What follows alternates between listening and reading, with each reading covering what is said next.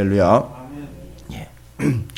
오늘 말씀은 원래는 어제 말씀과 또 내일 말씀도 마찬가지입니다. 이렇게 다 연결을 해서 정리가 되어야 되기 때문에 어제도 말씀드린 것처럼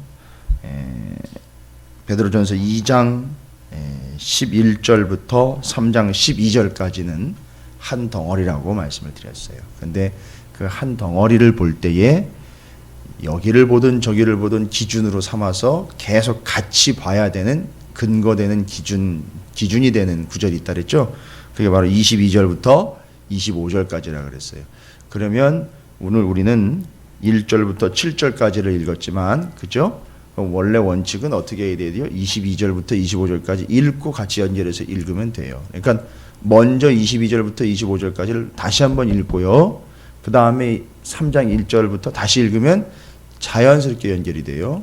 그러면 이제 우리는 1절부터 읽었으니까 제가 22절부터 25절까지를 다시 한번 읽어볼 테니까 여러분들도 같이 읽으시면 됩니다. 그는 죄를 범하지 아니하시고 그 입에 거짓도 없으시며 욕을 당하시되 맞대어 욕하지 아니하시고 고난을 당하시되 위협하지 아니하시고 오직 공의로 심판하시는 이에게 부탁하시며 친히 나무에 달려 그 몸으로 우리 죄를 담당하셨으니 이는 우리로 죄에 대하여 죽고 의에 대하여 살게 하려 하심이라. 그가 채찍에 맞음으로 너희는 나음을 얻었나니 너희가 전에는 양과 같이 길을 잃었더니 이제는 너희 영혼의 목자와 감독 되신 이에게 돌아왔느니라. 아내들아 이와 같이라는 게 뭘까요 도대체? 그럼 이건 앞에 걸 얘기하고 있다는 거잖아요. 그죠? 그러니까 앞에 건 뭐예요? 성도와 주님의 관계처럼 우리 주님이 그리하셨던 것처럼 주님이 뭘 하고 왜 하셨는지에 대한 걸 알고 있지 않습니까? 그러니까 지금 오늘 얘기하려고 하는 거는 뭐예요? 어제는 나라를 다스리는 지도자들과 백성들의 관계, 그 다음에 주인과 종의 관계에서 원칙과 근거는 뭐가 된다 그랬죠? 그들의 관계가 그렇죠. 예수님과 우리 성도들과 관계, 예수님과 우리 교회와의 관계 22절부터 25절까지가 역시 근거와 기준이 된다 그랬잖아요. 그렇게 하듯 왕은 백성에게, 백성은 왕에게, 종은 주인에게, 주인은 종에게, 이렇게 요 22절부터 25절까지를 원칙으로 삼으라는 거죠. 그죠? 마치 그냥 이스라엘 백성들이 그 손목에다 차고 이마에다 붙이고 다니는 그런 하나님의 말씀처럼 그렇게 기준으로 삼으라는 거예요. 어려우면, 고민되면, 갈등 생기면 요거 근거로 하라는 거예요. 요거 근거, 요거 기준으로 삼으라는 거예요. 근데 오늘 가만히 보니까 2장부터 나오고 있고 2장 11절부터 쭉 뒤로 넘어가면 실질적으로 성도들이 삶에서 부대끼고 겪어야 되는 그 관계의 문제들이 있잖아요. 이게 실질적인 거예요. 나라의 지도자들과 혹시나도 그 당시에는 이제 아직 주인 관계인 노예제도가 남아 있었던 때니까, 그래서 주인과 종의 관계, 아주 실질적인 관계로 또 들어오죠. 누구와 누구죠? 남편과 아내와의 관계, 이게 들어오는 거예요. 그러니까 삶의 실질적인 부분들을 다 언급을 하면서 거기 삶의 실질적인 부분들을 이끌어가는 원칙이 뭐냐? 22절부터 25절이에요. 주님과 교회와의 관계, 주님이 이 땅을 향한 관계, 주님의 마음, 주님의 계획, 그 십자가의 보혈, 은혜, 은총, 이게 기준이 돼야 된다는 거예요. 그래서 지금 다시 얘기하면 돼. 아내들아 이와 같이라는 건 앞에 있는 내용을 이미 다 그대로 받고 있다는 거죠. 그러면서 뭐라고 얘기하죠? 자기 남편에게 순종하라. 이는 혹 말씀을 순종하지 않는 자라도, 이건 말씀을 순종하지 않는 자는 남편 얘기하는 거예요. 혹시 남편 중에 말씀을 순종하지 않는 자가 있더라도 말로 말미암지 않고 뭐 때문에 있으세요?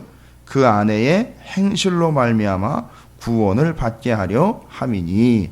말씀은 모르니까요. 말씀을 들어도 이해를 못해서 말씀대로 행하지 않을 수 있어요, 남편이. 그죠? 이제 안 믿는 사람일 경우에. 그런데 믿는 사람일 때도 그럴 수 있어요. 그런데 아내가 행동으로 쭉 보여지는 걸 두고 어떻게 돼요? 감동을 받는 거예요. 근데 그 행동이 어디서부터 나온 거죠? 근거가 뭐죠? 예? 지금 그렇죠. 그 말씀인데 제가 구체적으로 말씀드렸잖아요. 지금 여기 요 구절을, 그렇죠. 22절부터 25절까지 그게 쭉 나오는 거예요. 아내의 행실 속에서 여기 쭉 나와요. 22절부터 25절까지가 쭉 나옵니다. 그러니까 그걸 말하자면 답답해요. 아내가 남편에게 왜 이 일을 그런 식으로 하느냐 이러는데 왜 당신은 여지껏 믿음도 없고 왜 믿음대로 행동도 못하느냐고 막 이러면서 아내가 만약에 22절부터 25절까지를 가만히 서 있어 보라고 내가 읽어줄 테니까 들어보라고 이게 아니라 살아가면서 22절부터 25절까지가 드러나는 거예요. 행동으로. 아내가 남편에게, 남자에게. 그러면 이제 이 사람은 아이 가만히 있어 보라고 내가 말을 드려볼 테니까 베드로전서 2장 22절부터 25절까지 외워요. 가 아니라 삶에서 자기가 그걸 보여주면 22절부터 25절까지가 드러나게 되고 말씀을 듣는 것보다도 오히려 그렇게 살아낸 아내의 모습을 통해서 이 남편이 구원을 받을 수 있게 된다는 거예요. 이건 남편과 아내와의 관계만이 아니라 우리 성도들이 그렇지 않습니까? 성도들이 세상을 향하여 아무리 성경 구절을 막 뒤집다 그냥 따다다다 쏴대봐요. 받아들이는 게 아니라 오히려 그 말씀을 그대로 살아내는 걸 보여주게 되면 안 믿는 사람들은 아 저런 게 말씀인가 보다. 아 이게 저게 그러니까 예수님이 저렇게 했나 보다. 이렇게 받아들이면 끝나는 거예요. 그죠? 그렇게 하면 하나님께로 돌아오는 거예요. 주님께로 돌아오는 거죠. 자, 그런 얘기하는 겁니다. 그리고 2절 말씀에 이제 계속 이어지는 거죠. 그러니까 지금 남편과 아내와의 실질적인 가정 관계예요. 왜 지금 남편과 아내 관계를 언급하는지 여러분 아세요? 교회 성도들의 신앙생활에 아주 중요한 부분을 차지하고 있는 게 이 가정이에요. 실제로 그 당시엔 가정이 깨지는 경우가 많았습니다. 왠지 아세요? 실제로 오늘날 있었던 문제들이 다 있었어요. 아니 오늘보다 더 심할 수도 있어요. 아내를 한 명으로 만족하지 않은 경우 있을 수 있어요. 그래서 아내를 열어두는 문제로 인해서 가정이 파괴가 되고 그러다 보니까 배가 다른 형제들 간에 다툼이 있을 수도 있고요. 그 다음에 음란한 문제들이 있어요. 이 당시에는 그 보편적으로 그 고대 근동이라든지 소아시아 지역에 있는 여러 도시들이 음란하게 우상을 숭배하는 동네에 있는 사람들이 많았기 때문에 자연스럽게 음란하게 다른 여성과의 또 다른 남자와의 이런 관계들 통해서 가정이 깨지는 경우가 많아요. 실제로 이제 이런 약물이라든지 그런 성적인 타락이라든지 그러니까 이 고린도 전서에 나와 있었던 그런 교회 안에 있었던 문제들 있잖아요. 여러 가지 복잡한. 그 중에 이제 음란한 문제, 성적 타락 문제 뭐 이런 것들이 아주 심각했다는 거죠. 실례로 고린도 전서에 나와 있는 그 교회의 문제 중에 하나가 뭐였냐면 잘 보세요. 아내를 두 번째 아내를 맞이를 했어요. 근데 이 두 번째 새로 맞은 이 아내를 이 아들이 성적으로 범한 거예요. 이런 문제들이 교회 다니는 성도들 안에도 있었다니까요. 실제로? 그럼 그 가정은 뭐가 되는 겁니까? 박살 나는 거 아닙니까? 그래서 가정을 지켜야 되는 거예요. 그래서 그거를 그 중요한 거를 야 절대 지켜야 된다. 그러면 안 된다. 그러면 깨진다. 신앙이고 뭐고 다 엉망이 된다. 이런 것들을 복잡하게 얘기하지 않고 7절 끝부분에 이건 남자들한테만 이야기하는 게 아니고요. 남자, 여자, 가정에 남편과 아내들에게 가정을 지켜야 하는 이유에 대해서 명확하게 얘기하는 거죠. 뭐라고 얘기해요? 이렇게 해야 되는 건 뭐냐면 단순히 7절만 얘기하는 게 아니라 쭉 우리가 남편과 아내와의 온전한 관계가 22절부터 25절까지 기준을 세워져야 하는 이유는 뭡니까? 라고 이야기하면 이거예요. 너희 기도가 막히지 아니하게 하려 함이라. 여러분 기도가 막혔다는 건 뭐예요? 예배도 막히는 거예요. 기도가 막히는 건 축복권도 막히는 거예요. 모든 신앙의 관계가 다 막혀버렸다는 얘기죠. 그러면 근본적으로 이건 안 된다는 거예요. 이게 뭐가 열려있질 않은 거예요. 지금 다 닫혀 있는 거예요. 그렇지 않도록 하기 위함이라는 거죠. 그래서 가정이 중요한 거예요. 그래서 남편과 아내의 관계가 온전하게 딱 세워지지 않으면 그게 빌미가 돼서 어떻게 된다는 거죠? 하나님과의 관계도 막혀버릴 수 있다는 거죠. 여러분 제가 이거는 결혼 제도를 이야기하거나 우리의 결혼 상태를 점검하려고 하는 건 아니에요. 하나님의 말씀을 여러분에게 직접 적용을 하면서 아주 냉철하게 여러분이 말씀에 근거한 삶을 사시라고 말씀을 드리는 거예요. 여러분의 지금 현 처지를 제가 평가하거나 판단하려고 얘기하는 게 아닌 거예요. 오해가 없으시길 바랍니다. 그러면서 계속해서 이야기를 해요. 뭐라고 얘기합니까?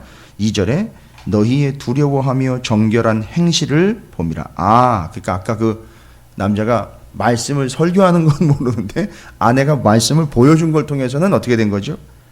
두려워하며 너희의 이 여성들 아내들이 두려워하며 정결한 행실을 남편이 보는 거잖아요. 그죠?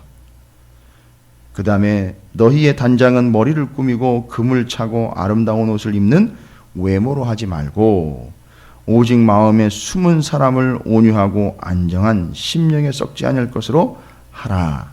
이는 하나님 앞에 값진 것이니라. 마음에 있고 속으로 붙어 있고 또 여러분이 생각하고 있는 바, 염두에 두고 있는 바, 또 우리 안엔 주님이 계시니 그걸 보여주는 거지 말로 한다고 되는 것이 아니고 겉으로 치장하는 모습을 통해서 설득력을 갖는 게 아니라는 거죠. 아내들에 대해서 계속 얘기하고 있는 거예요. 5절에 보니까 전에 하나님께 소망을 두었던 거룩한 부녀들도 이와 같이 자기 남편에게 순종함으로 자기를 단장하였나니. 참 재미있는 표현을 썼어요. 외모를 단장할 때 여러 가지 뭐 금, 은 내지는 보석들로 단장하는 거를 우리는 일반적으로 이야기를 하잖아요. 그죠? 그런데 여기 베드로 사도는 뭐라고 얘기를 합니까? 남편에게 순종하는 것으로 성도들의 아내는 자기를 단장을 하는 거라고 이야기를 합니다. 그게 지금 이 말씀 핵심이에요. 자기를 단장하고 꾸미는 걸 겉으로 보여지는 치렁치렁한 것들과 화려한 것들로 장신구들로 장식을 하는, 단장하는 게 아니라 뭘로 단장을 하는 거죠? 여기 5절에 나와 있는 것처럼 남편에게 순종함으로 자기를 단장하라. 뭔 얘기입니까? 말씀을 행동으로 옮겨 보여주는 걸로, 그걸 보여주는 걸로 단장을 하는 거니까 여러분 이건 오해하시면 안 돼요. 그냥 무조건 예함으로 단장을 해서 그걸 보여주는 게 아니라 보세요. 말씀에 순종함으로 그걸 단장을 한 거니까 다른 게 아니에요. 장신구로 단장을 하는 게 아니라 말씀으로 단장을 하는 거예요.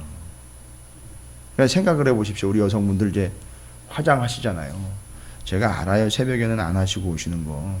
근데 이제 외출이라든지 단장을 해야 될 상황이 오고 타임이 오면 앉으셔서 이제 일단 하시잖아요. 단장을. 그죠? 그 모양 그대로 생각하시면 됩니다.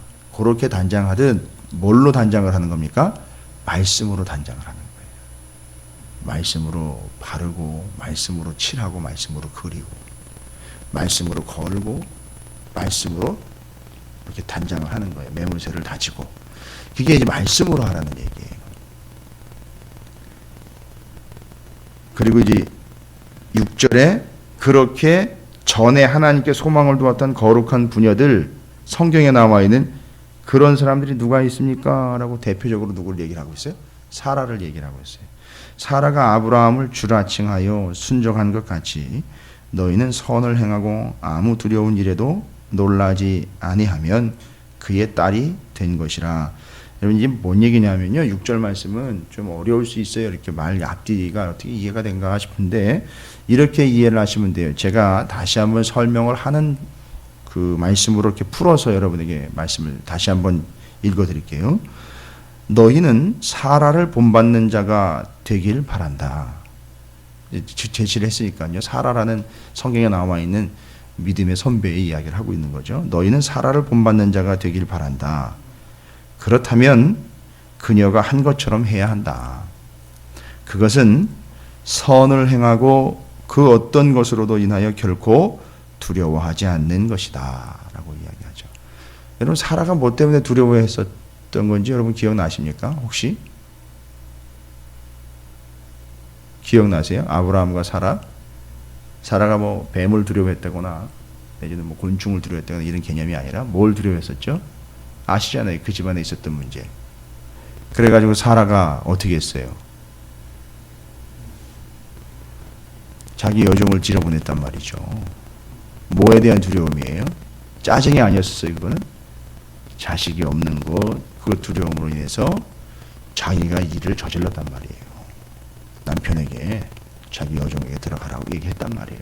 그래서 얻은 게 누구예요? 이스마엘이란 말이에요. 그죠? 자, 그런 걸 보자는 얘기죠. 그래서 두려워하지 말라는 거죠. 그녀가 경험한 것처럼 그렇게 한 것처럼 해야 된다. 그건 뭐예요? 선을 행하고 하나님의 뜻을 행할 때에는 그 어떤 것으로 인하여 결코 두려워서 움직이지 말고 또 혹시라도 섣불리 행동하지 말고 말씀으로 단장하듯 보십시오. 그때에도 말씀을 붙잡고 단장을 하듯 말씀을 붙잡으려는 얘기죠. 그래서 두려워하지 않는 것이다. 이렇게 이야기하는 거예요. 사라 얘기를 하면서. 예전에 누가 그랬어요. 3장 1절부터 7절까지 쭉 보는데 이건 맨 1절부터 6절까지는 다 여자들한테만 얘기하고 달랑 남자는 7절 한 절만 얘기했다고 서운한 얘기를 하더라고요.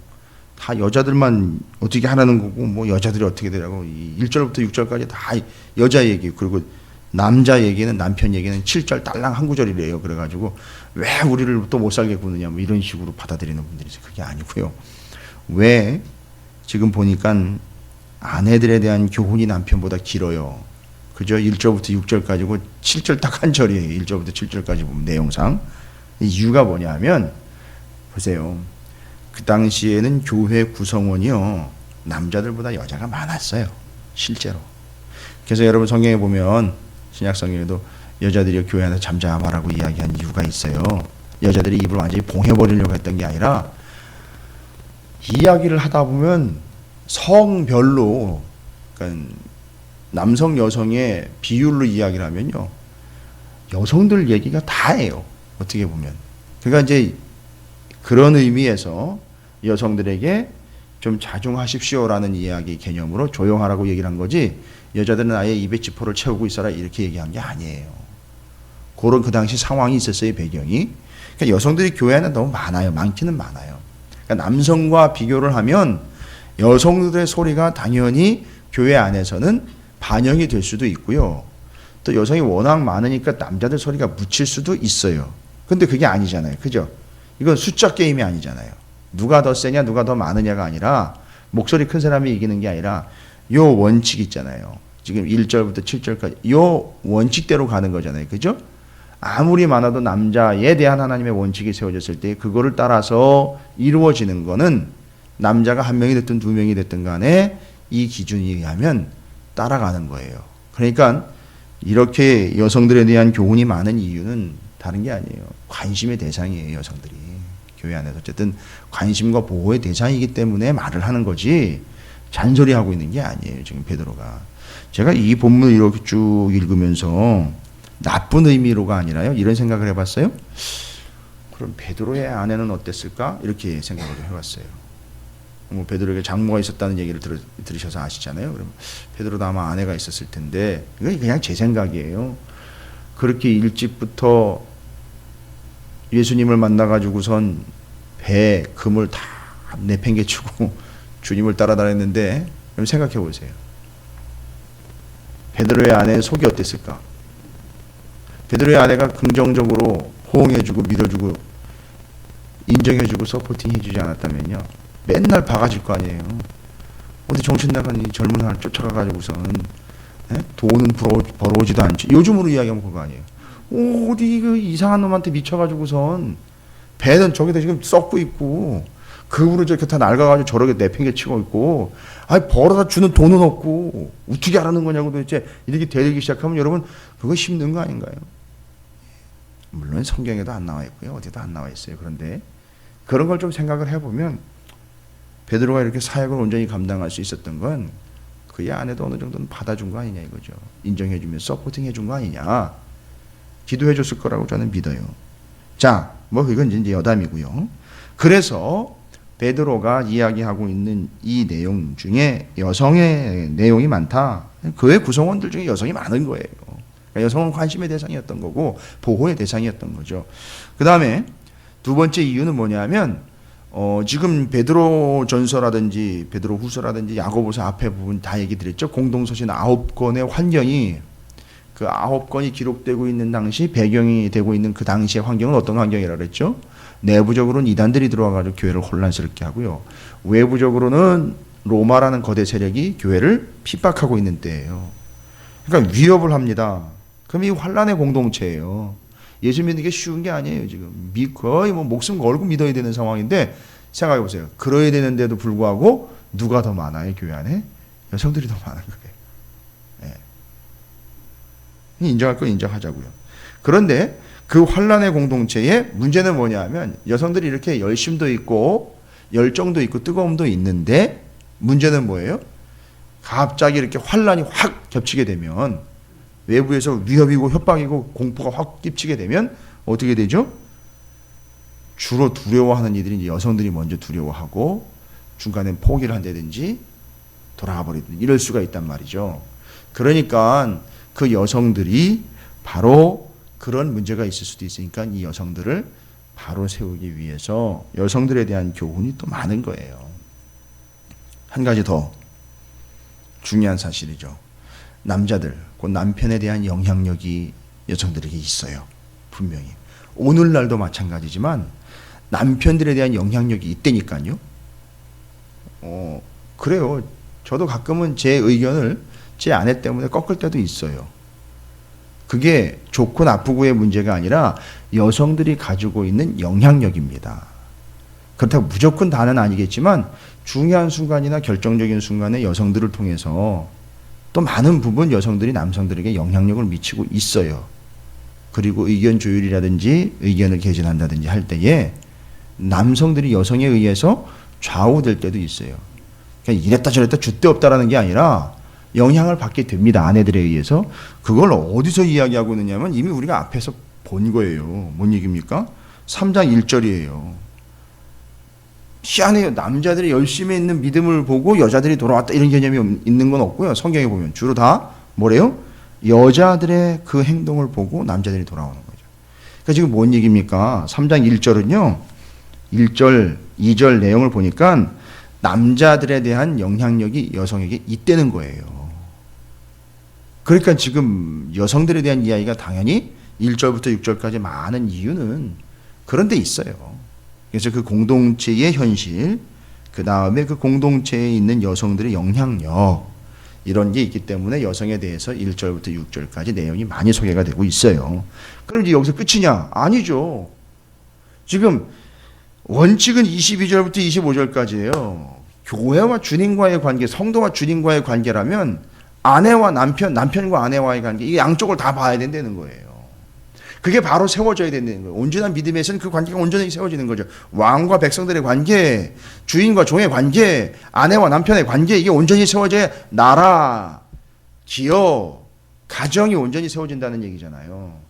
그걸 얘기하는 거예요. 지금 그래서 7절에서는 누구에 대해서 얘기합니까? 아내에 대해서 얘기했으니까 남편에 대해서 얘기했는데 달랑 한 절이다. 서운하게 생각하지 마세요. 남편들아 이와 같이 지식을 따라. 이건 뭐예요? 원칙이 있어요. 일단 남자들한테는 지식이라는 거는 그냥 네가 아는 바처럼이 아니라 이미 남편과 아내와의 관계는 어떠해야 되는지에 대한 성경적인 원칙이 있잖아요.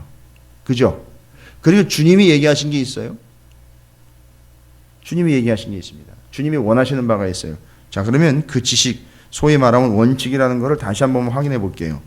남성들을 위해서 또 여성들도 잊지 말으셔야 되는 거고. 에베소서 한번 볼까요? 에베소서 5장 24절 25절. 여러분 잘 아시는 말씀이에요. 이건 단순히 그냥 알고 있는 바 아니에요. 원칙입니다. 원칙. 신앙인들의 원칙이에요. 에베소서 5장 24, 25절이에요. 여러분 잘 아시죠? 함께 읽어보겠습니다. 시작. 그러므로 교회가 그리스도에게 하듯 아내들도 범사에 자기 남편에게 복종할지니라. 이제 25절입니다. 남편들아 아내 사랑하기를 그리스도께서 교회를 사랑하시고 그 교회를 위하여 자신을 주심같이 하라. 요거예요. 우리가 지금 알고 있는 거 그거라는 거예요. 지식이라는 게 그냥 단순한 지식이 아니라 그거에 의해서 너희 아내와 동거하고. 뭔 얘기입니까? 여기는 아주 깊은 의미가 있어요. 너희 아내와, 내 아내와 동거하려는 거예요. 다른 여자 말고 내 아내 하나로 만족하고 성적인 타락 그만하는 거고 다른 여성에게 관심 두지 말고 순교를 이야기하고 있는 거예요. 이 구조 속엔 다 포함이 되고 있는 거예요. 그를 더 연약한 그릇이요 또 생명의 은혜를 함께 이어받을 줄 알아. 어떻게 여겨라? 귀히 여기라는 거예요. 소중하게 여기라는 거예요. 당시에는 귀히 여김이 아니라 여성을 마치 종처럼 부리는 이들이 수두룩했고요. 아내들도요 한둘이 아니다 보니까 이상하게 뭔 재산이나 수단처럼 생각했던 이들도 또 있어요, 실제로. 그러나 그게 아니라는 거죠. 귀히 여겨라. 이유는 뭡니까? 이는 너희 기도가 막히지 아니하게 하려 합니다. 가정이 문제가 생기면 신앙 전체가 다 막혀버린다. 딱 이야기하는 거예요. 그래서 그 귀중함과 소중함을 이렇게 표현을 합니다. 그래서 자, 이제 에베소서 5장 24절부터 25절까지도 남편과 아내들의 신앙적이고 영적인 원칙에 대해서 이야기한 것처럼 보십시오. 그 관계가 주님과 우리와의 관계인 것처럼 남편과 아내의 관계도 온전하게 세워져야 된다. 그래서 여성에게는요, 아내에게는 그 두려움과 문제들을 극복하기 위해 남편이 필요한 거죠. 그죠? 그 다음에 그 남편에게 순종함으로 하나님의 온전한 뜻, 말씀으로 단장해서 그 말씀을 온전히 이루기 위함이라는 것 원칙을 잊지 마십시오. 남편에게 순종한다는 건요, 남편을 떠받드는 게 아니에요. 말씀으로 단장하는 거라는 얘기예요. 그러니까 오해가 없으셔야 돼요. 남편에게 순종하는 거는 남편한테, 남편 그 존재에 순종하는 게 아니라 뭘 따르는 거죠? 말씀을 따르는 거 되는 거예요. 그런 의미로 두려움의 극복을 위해서, 여러분 아까도 환난 공동체라 그랬잖아요. 옆에서 어려움과 아픔이 오면 여성들은 금방 먼저 넘어질 수 있죠. 그때 옆에 누가 딱 버티고 있으면 돼요. 주님처럼 남편이 딱 버티고 있다가 같이 딱 끌어가지고선 힘있게 같이 그걸 치고 나가면 되잖아요. 그래서 어려울 때, 힘들 때 아내들은 남편의 도움을 받은 그런 중요한 존재가 되면 되는 거예요. 남편도 그렇게 지켜주면 되는 거고요. 순종함으로 온전한 뜻을, 하나님의 뜻을 이루기 위해서 여성들은 남편에게 순종하라는 거예요. 그건 남자가 꼴도 보기도 싫은데 거기다 대고 내가 어떻게 그렇게 순종하냐고가 아니라 하나님의 말씀을 순종하시라고요. 하나님의 말씀을. 그 다음에 남편은 어떻습니까? 남편은 아내에게 또 그런 아내를 위해서 어떻게 하는 거죠? 아까 에베소서 5장 24, 25절대로라면 주님이 교회에게 하시듯이라는 거예요. 그러면 뭐예요? 한마디만 하면 돼요. 그럼 남편은 그런 아내를 위해서 어떻게 할 수 있느냐? 십자가에 대신 못 박힐 수 있을 정도가 되어라 라고 이야기하는 거죠. 그러면 그 한마디로 끝나는 거죠. 여러분 지금 단순한 가정관계를 설명하기 위함이 아니에요. 가정이 무너져서 교회 안에 어려움이 있는 거 이야기하는 거예요. 이해가 되시죠? 가정이 영적으로 성적으로 문란해서 얼마만큼 지금 심각한 상황까지 왔는지 몰라요. 이게 살아도 사는 게 아닌 부부들이 한둘이 아니에요, 지금. 서로의 이 문제들 때문에 심각하게 씨름하고 있고 아파하는 이들이 한둘이 아니에요. 여러분, 문제는 뭡니까? 그 자체로 끝나는 게 아니라 신앙과 교회에 심각한 영향력을 미친다라는 게 문제입니다. 그러니까 베드로 사도는 뭘 이야기하는 겁니까? 그들의 온전한 관계가 제대로 회복되어 교회가 지켜지길 바라는 거죠. 그래서 이거는 결혼 제도를 이야기하기 위함이 아니라 남편과 아내가 남편으로서 아내로서 말씀 안에서 온전히 행해야 될 것들을 제대로 행함으로 뭐라 그랬죠? 기도가 막히지 아니하게 하려 합니다. 라는 걸 이야기하기 위함이었습니다. 여러분, 오늘도 여러분의 가정의 형편과 처지를 잘 아시는 하나님께서 여러분 아내와 남편으로서 여기까지 이르게 된 상황들 가운데 또 내가 지금 이렇게 살아가고 있는 가운데 하나님의 뜻을 좀 깊이 묵상하시기 바랍니다. 믿음과 직결시키시기 바랍니다. 가정을 믿음과 직결시키고 내가 남편으로서 제대로 오늘 말씀처럼 아내를 위하여 그런 가정을 위하여 십자가에 예수님처럼 달릴 각오가 되어 있는가. 아내는 또 남편과 아이들에게 가정을 위해서 내 스스로가 그런 두려움과 또 하나님의 말씀 앞에 섰을 때에 제대로 극복하며 또 그 말씀으로 내가 나를 단장하며 남편에게 단순하게 그냥 복종하는 개념이 아니라 말씀을 순종하는 것으로 받아들이고 있는가.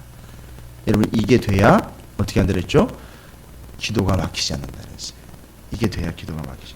단순한 기도만 이야기하는 게 아닙니다. 삶과 기도, 영적인 거 다 이야기하는 거예요. 다 막혀버린다는 거죠. 그거 여러분께서 염두에 두시면서 여러분의 가정을 위해서 오늘은 좀 기도하시기 바랍니다.